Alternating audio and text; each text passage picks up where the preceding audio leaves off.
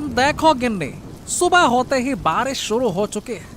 अगर ऐसा ही चलता रहा तो खेतों में काम करने जाना मुश्किल हो जाएगा। हाँ, अब तो शरीर भी ठीक नहीं है। अगर पानी में भीग गए तो पक्का कोई न कोई बीमारी जरूर पकड़ लेगा। तुम सही कह रहे हो। इन बारिश के दिनों में तुम्हें खेतों में जाने की जरूरत नहीं है। शरीर पहले ठीक रहना चाहिए। अगर शरीर ठीक रहेगा तो सब कुछ ठीक रहेगा। अगर शरीर बीमार होगा तो कुछ भी करने का मन नहीं करेगा। और लेकिन हमारे मोटब्बर साहब तो ये नहीं समझते ना। उनके शब्दों की कड़वाहट सुनकर तुम्हारा तो शरीर ही जल जाएगा। असल में उनके हिस्से की जमीन पर हम काम करते हैं, इसीलिए उनकी बातें सुननी पड़ती हैं। अगर जमीन हमारी होती तो कोई हमें ऐसी बातें सुननी पड़ती भला क्या? सोच के देखो। मैंने तो तुम्हें कई बार कहा कि कोई छोटा मोटा बिजनेस शुरू करो, तुम तो मेरी सुनते ही नहीं। अगर आज कोई अपना छोटा व्यवसाय होता तो इतनी परेशानी नहीं होती। हाँ, तुम गलत तो नहीं सोच रही हो गिन्नी। और मैंने कई बार बिजनेस शुरू करने की कोशिश की है, लेकिन किसी ना किसी वजह से मुझे रुकावटें आई। और तुम क्या सोचती हो, अगर मटब्बर साहब को पता चलता कि मैंने बिजनेस शुरू किया है तो क्या वो उसे चलने देंगे? हाँ? क्यों नहीं चलने देंगे? तुम तो अपने पैसे से अपना बिजनेस करोगे। हाँ हाँ, फिर भी मैं उनके जमीन पर काम करने वाला एक सामान्य भागीदार हूँ। अगर मैं भागीदारी से पैसे बचाकर बिजनेस खोलने की कोशिश करूंगा ना तो मटब्बर साहब को बर्दाश्त नहीं होगा। वो किसी ना किसी तरीके से मेरे बिजनेस को बंद करवा देंगे, देखना तुम। ये तो बहुत बुरी बात है मटब्बर साहब की। वो लोगों की भलाई देख नहीं सकते, हमेशा एक शत्रुता की भावना रखते हैं। क्या तुम सब मिलकर विरोध नहीं कर सकते? अगर तुम विरोध करो तो सब कुछ सामान्य हो जाएगा। अरे नहीं गिन्नी, विरोध करने की ताकत नहीं है हमारी। मटब्बर साहब ने सभी को विभाजित कर दिया है। सब अपने अपने फायदे के लिए भाग रहे हैं और वो इसका फायदा उठाकर अपने काम में लगे हैं। हाँ। लेकिन एक बात बताओ, मटब्बर साहब तुम्हारे साथ ऐसा व्यवहार करते हैं तो बाकी लोग क्या सोचते हैं? क्या सभी तुम्हारी तरह परेशान हैं? देखो, सब लोग मटब्बर साहब के पीछे उनकी आंखों के सामने कुछ न कुछ बातें करते हैं, लेकिन क्योंकि उनका पेट भरने की उम्मीद सिर्फ मटब्बर साहब से है, इसीलिए सार्वजनिक रूप से कोई कुछ नहीं कह सकता। सबके मन में मटब्बर साहब के लिए बहुत गुस्सा है, मुझे पता है, लेकिन कोई भी ये सामने नहीं लाता है। सामने सब एकदम भीगी बिल्ली बने रहते हैं। तो फिर क्या किया जा सकता है? जब तक तुम लोग एकजुट नहीं होगे तब तक कुछ नहीं हो सकता। तुम्हें हमेशा मटब्बर साहब की बातें सुननी ही होंगी। हाँ, तो क्या कर सकते हैं गिन्नी? अब देखो, जो किस्मत में होगा वही होगा। अब एक काम करो, तुम मुझे खाने को दे दो गिन्नी, बस। इस बारिश के मौसम में खाली पेट रहना अच्छा नहीं लगता है। अरे लगाओ भाई, जल्दी से खाना लगाओ। ठीक है, तुम बैठो, मैं तुम्हारे लिए खाना लाती हूँ।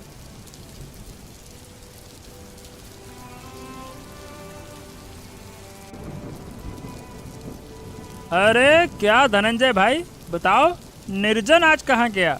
वो तो अब तक यहाँ नहीं आया। क्या उसने आज काम से छुट्टी ले ली है क्या? हैं?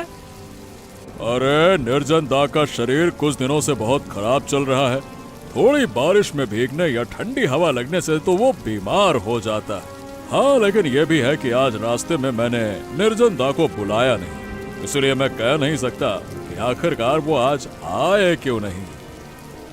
अब शरीर खराब होने की वजह से ही होगा, नहीं तो वो बिना वजह काम से छुट्टी नहीं लेता। अरे वो तो बहुत अच्छे से जानता है कि मटब्बर साहब कैसे लोग हैं, फिर भी सिर्फ काम करने के लिए क्यों नहीं आ जाता, ये मैं नहीं समझ सकता। अरे भाई, लेकिन जो भी कहो, इस बारिश में खेतों में काम करना बड़ा मुश्किल हो जाता है। अरे हमारे पास भी शरीर है, ऐसे बुरे मौसम में काम नहीं होने के बावजूद हमें खेतों में खड़ा रहना पड़ता है। अब मटब्बर साहब का बस यही एक बुरा पहलू है, उन्हें हमारी तकलीफों से कोई फर्क ही नहीं पड़ता। और महीने के अंत में पैसे का हाल भी कुछ खास नहीं होता है कि ऐसा लगे कि हाँ, हमने मुसीबत में काम किया तो पैसे भर भर के मिलेंगे। ऐसा भी तो नहीं होता है ना।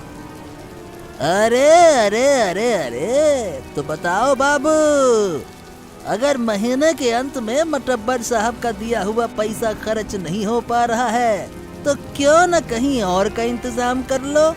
क्यों मटब्बर साहब के कंधे पर क्यों चढ़े हो? सिर्फ खाने के वक्त खाते हो और फिर पीछे से बदनाम करते हो। हैं? ये दोनों बातें एक साथ नहीं चल सकती हैं। हाँ। अरे अरे अरे अरे अरे नगेंद्र, हमने ऐसा कुछ नहीं कहा है। अब हम तो बस मतलब ऐसे ही। हाँ हाँ हाँ, तो क्या क्या हम तो बस कुछ क्या। अरे मैं काना हूँ क्या? आज आओ तो तुम मटब्बर साहब के घर, तुम्हारा ऐसा बंदोबस्त करता हूँ ना, ये मजा आ जाएगा। जा रहा हूँ मटब्बर साहब के पास, तुम्हारी दादागिरी का भांडा फोड़ करता हूँ मैं। हाँ, बड़े आए। अरे ये क्या हो गया धनंजय बाबू? नगेन तो चुपके से आकर हमारी बातें सुनने लगा। अब क्या करे धनंजय? अरे वो तो हमारी समझ में भी नहीं आ रहा। इस गांव में क्या हमें अपनी बात कहने का भी कोई अधिकार नहीं है क्या? अरे तो क्या हमें हमेशा चुप रहकर ही सब कुछ सहन करना होगा? हमारी स्थिति कहां तक पहुंच चुकी है, अब हम क्या कहें? तुम भी तो समझते हो। हाँ, यही तो बात है धनंजय दा, हम सबको समझाया गया है, लेकिन मटब्बर साहब का सारा काम हम ही करते हैं।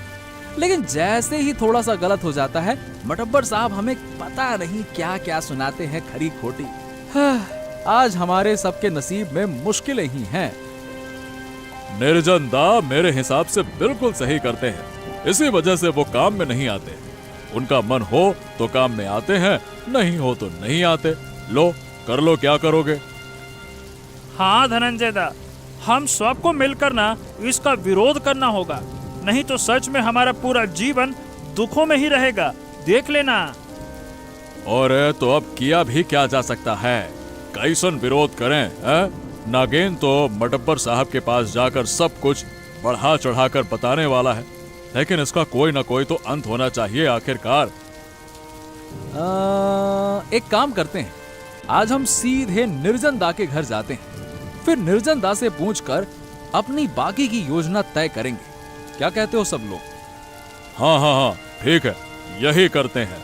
आज मटब्बर साहब चाहे जो भी कहे, हम निर्जन दा से मिलकर उसे सब कुछ बताएंगे। सच में यार, मुझे अब ऐसा लग रहा है कि हमें निर्जन दा की मदद करनी ही चाहिए। हाँ। अरे चलो दादा, हम सबको निर्जन दा के पास चलते हैं, फिर मटब्बर साहब के पास जाते हैं। अरे चलो दादाओ, अब हमें मटब्बर साहब के पास जाना ही होगा। रूपसा, कहाँ हो तुम? बाहर आओ। आज सुबह तुम हमारे घर क्यों नहीं आई थी? क्या हो गया रूपसा? तुम्हें बुखार हो रहा है? तुम्हारे पापा कहाँ हैं? क्या वो तुम्हारे लिए दवा लेने गए थे? नहीं काकी, पापा तो सुबह उठकर काम पर चले गए। खेत में बहुत काम पड़ा है, अगर काम पर नहीं गए तो कैसे होगा? क्या तुम्हें इस हालत में छोड़कर पापा काम पर चले गए? ये तो बहुत गलत बात है। तुम्हारी तबीयत इतनी खराब है, कम से कम दवा ले लेनी चाहिए थी। रुको, मैं तुम्हारे सिर पर पानी की पट्टी रख देती हूँ।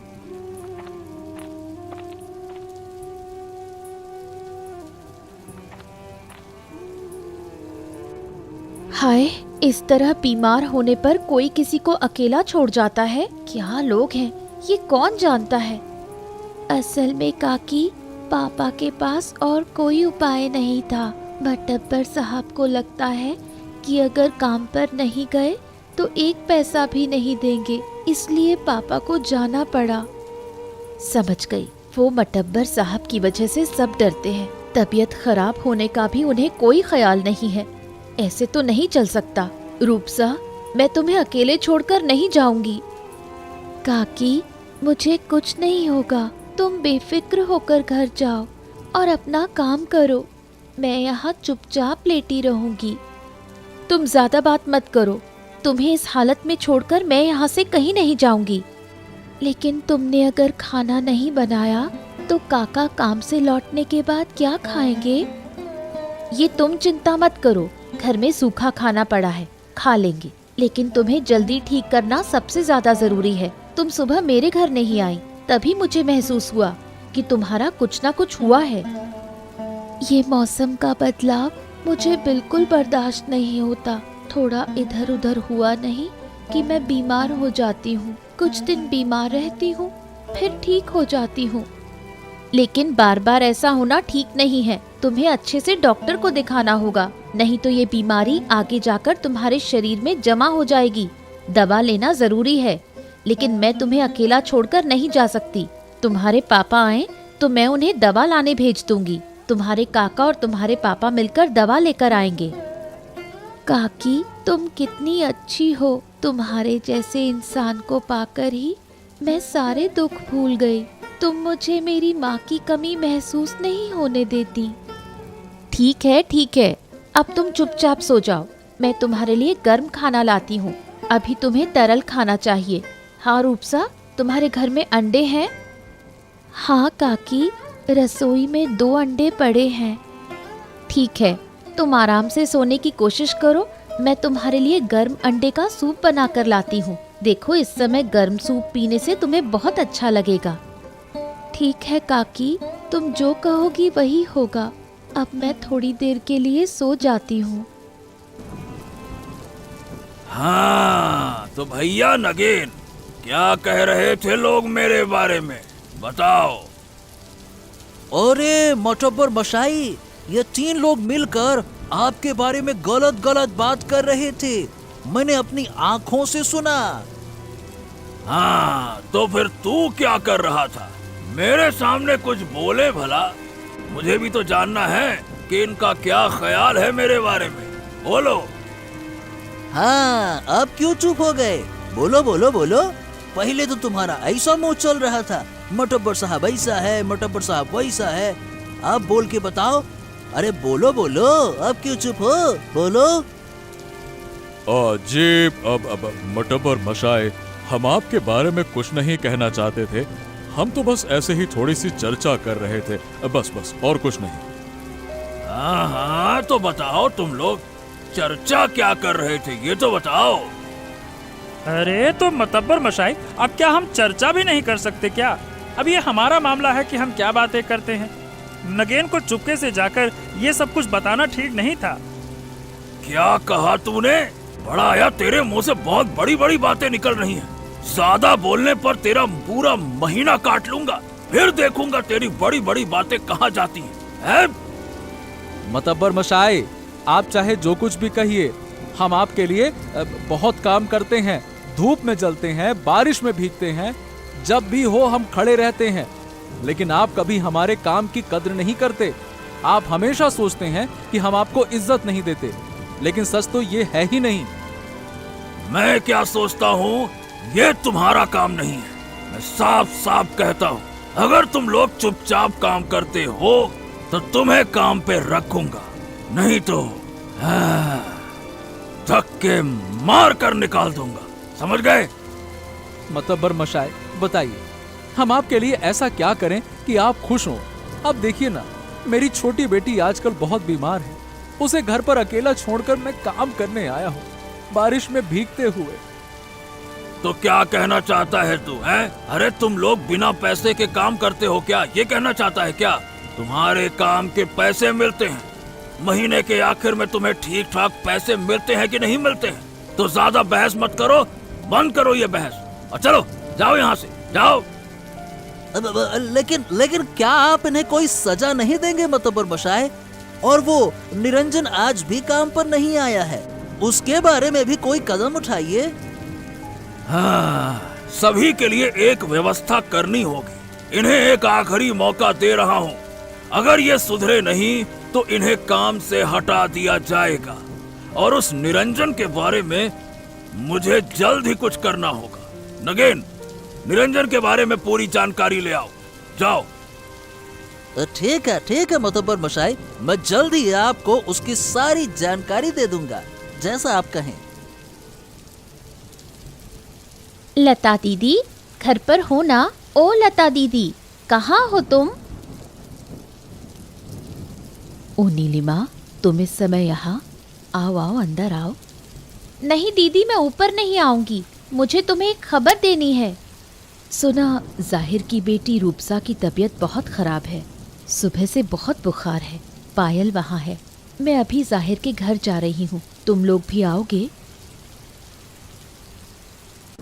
हाँ, सुबह से मेरी तबीयत ठीक नहीं थी, मेरे पास दवाइयाँ हैं। चलो गिन्नी, हम रूपसा को देखने जा रहे हैं, तुम घर से छाता लेकर आओ। लाओ।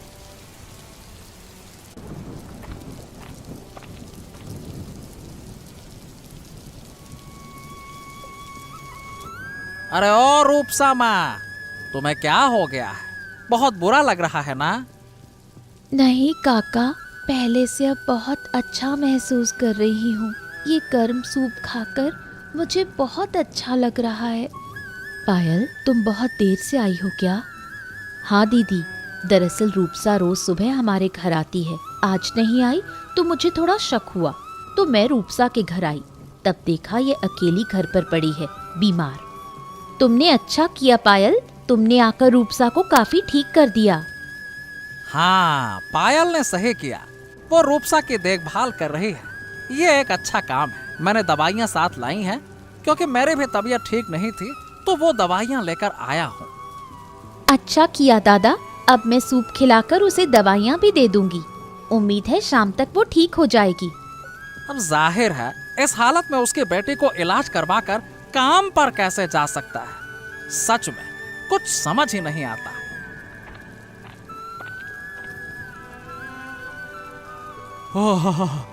ओहो, तो तुम लोग इस समय मेरे घर में आए हो, क्यों?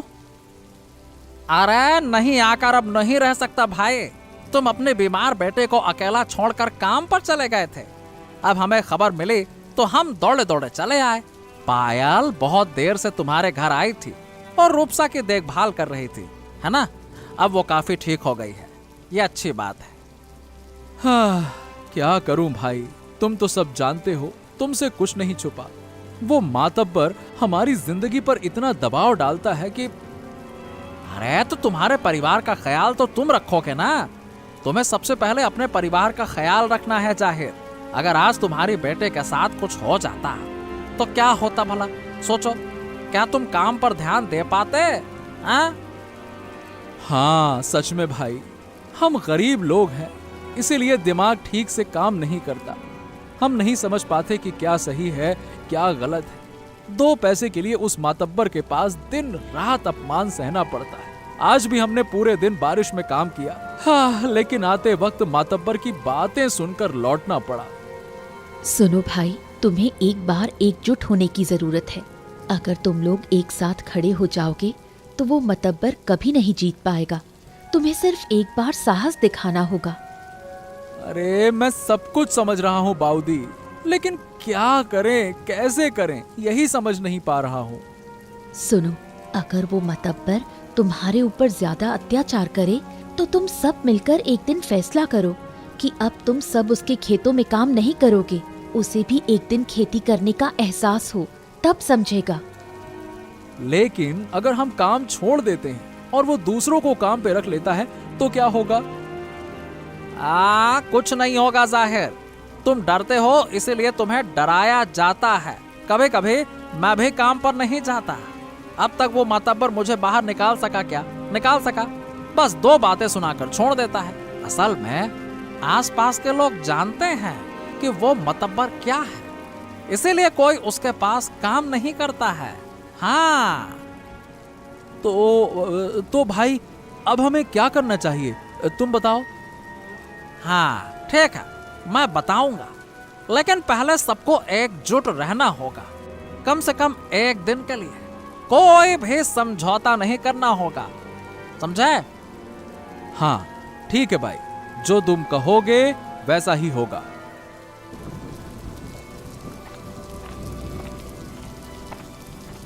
अरे अरे अरे अरे, क्या ये हो क्या रहा है? यहाँ कोई काम नहीं कर रहा है? इन लोगों की इतनी हिम्मत बढ़ गई है। ठीक है, अब मैं मातब्बर मशाई को सब कुछ बता दूंगा। रुक जाओ। ये क्या कह रहा है तू? इनकी इतनी हिम्मत बढ़ गई है? हाँ रुको, मैं इनका हिसाब चुकता करता हूँ। सबको बुलाओ, बुलाओ। हाँ, मैं तुरंत उन्हें बुला लाता हूँ मातब्बर मशाई।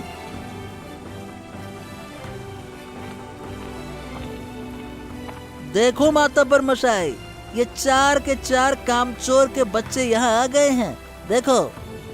हाँ हाँ, देख रहा हूँ, देख रहा हूँ। क्या बात है, तुम लोग आज काम पर क्यों नहीं आए? तुम्हारी हिम्मत कुछ ज्यादा बढ़ गई है क्या? मातब्बर मशाई, हम सब मिलकर आपको एक बात बताने के लिए आए हैं। अच्छा, और वो क्या बात है? हम आज से आपके पास काम नहीं करेंगे। आप अपने खेतों का काम किसी और से करवा लीजिए। अरे अरे अरे, ऐसा क्यों? तुम काम क्यों नहीं करोगे? ये हमारा फैसला है मातब्बर मशाई। तुम चाहे जो कहो, तुम जैसे चाहो रहो। हम तो सिर्फ ये बताने आए थे कि अब हम काम नहीं करेंगे। अब तुम व्यस्त आदमी हो, तुम्हारा समय बर्बाद करना हमें ठीक नहीं लगता। ठीक है, हम जा रहे हैं। नमस्ते।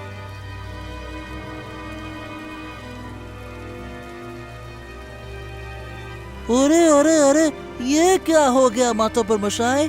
वो बिना डर के आपके सामने अपना फैसला सुनाकर चले गए। अरे तेरी, अब क्या होगा? नहीं नहीं नहीं नहीं, मुझे लगता है कि मैंने कुछ गलत किया है। तुम्हारे कहने पर इन्हें बार बार अपमानित नहीं करना चाहिए था। हाँ, अब इन्हें बदलने का काम तुम्हें करना होगा। तुम एक बार इन खेतों का काम अकेले संभालो। आप ये क्या कह रहे हैं मोडल मशाई? मैं जो कह रहा हूँ वही सही है। अब तुम जाओ। अब ये लोग काम छोड़कर चले गए हैं तो अब तुम्हें ही खेत अकेले संभालने होंगे। बस यही फैसला है। जाओ। मातब्बर मशाई, मातब्बर मशाई, मैं अब और नहीं कर सकता। अरे मुझे कृपया करके मुझे अब छोड़ दीजिए। मुझे छोड़ दीजिए। मुझसे नहीं होगा, नहीं होगा। मुझे छोड़ दीजिए। चुप, एकदम चुप। आज तुझसे मेरी पूरी तबाही हो गई है। सब लोग छोड़कर चले गए। अब तुझे ही इन जमीनों की देखभाल करनी होगी। मातब्बर मशाई, बारिश में भीगते हुए मेरा शरीर खराब हो जाएगा। मेरा शरीर दर्द करने लगा है। हाथ पैर पहले से ही दुखने लगे हैं।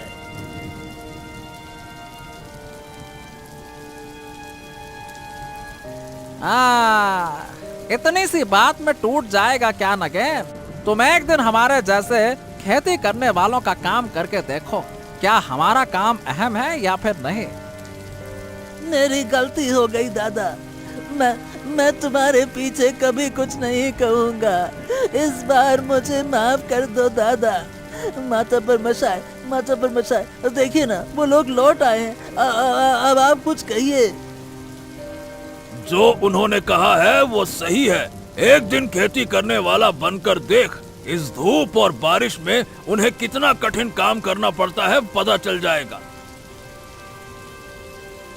हाँ देखो, तुम लोग कृपया करके मुझे माफ कर दो। मैं वादा करता हूँ कि आज के बाद तुम्हें कभी भी अपमानित नहीं करूँगा। तुम लोग कृपया फिर से पुराने काम में वापस आ जाओ। कृपया करो इतना। हाँ हाँ हाँ, हम जरूर लौट आएंगे मातब्बर मशाई। लेकिन एक दिन की खेती करने वाला ये नगेन खेती कैसे करता है, हमें ये देखना है। क्यों? हाँ हाँ, हमें ये देखना है।